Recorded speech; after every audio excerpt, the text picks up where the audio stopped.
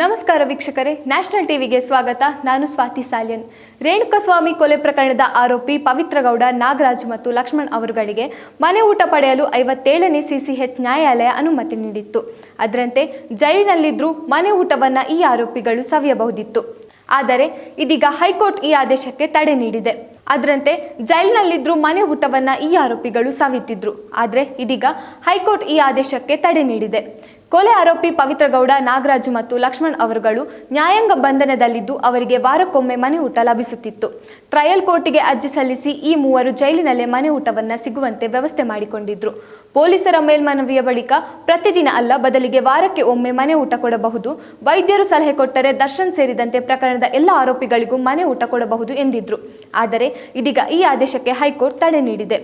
ಪವಿತ್ರ ಗೌಡ ಮತ್ತು ಇತರ ಇಬ್ಬರು ಆರೋಪಿಗಳಿಗೆ ಮನೆ ಊಟ ಕೊಡುವಂತೆ 57ನೇ ಸಿಸಿಎಚ್ ನ್ಯಾಯಾಲಯ ನೀಡಿದ ಆದೇಶವನ್ನು ಪ್ರಶ್ನಿಸಿ ಜೈಲಾಧಿಕಾರಿಗಳು ಹೈಕೋರ್ಟ್ ಮೊರೆ ಹೋಗಿದ್ರು.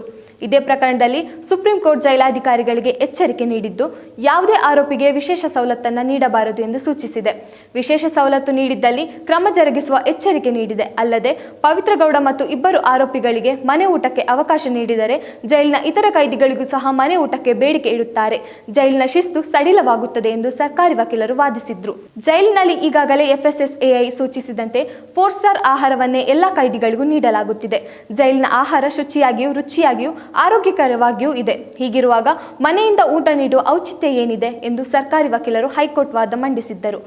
ಕಾನೂನಿಗೆ ಎಲ್ಲರೂ ಒಂದೇ ಎಂದಿರುವ ಸುಪ್ರೀಂ ಕೋರ್ಟ್ ಸ್ಪಷ್ಟವಾಗಿ ಹೇಳಿರುವಂತೆ ಯಾರಿಗೂ ಸಹ ವಿಶೇಷ ಸವಲತ್ತು ನೀಡುವಂತಿಲ್ಲ ಎಂದಿದೆ.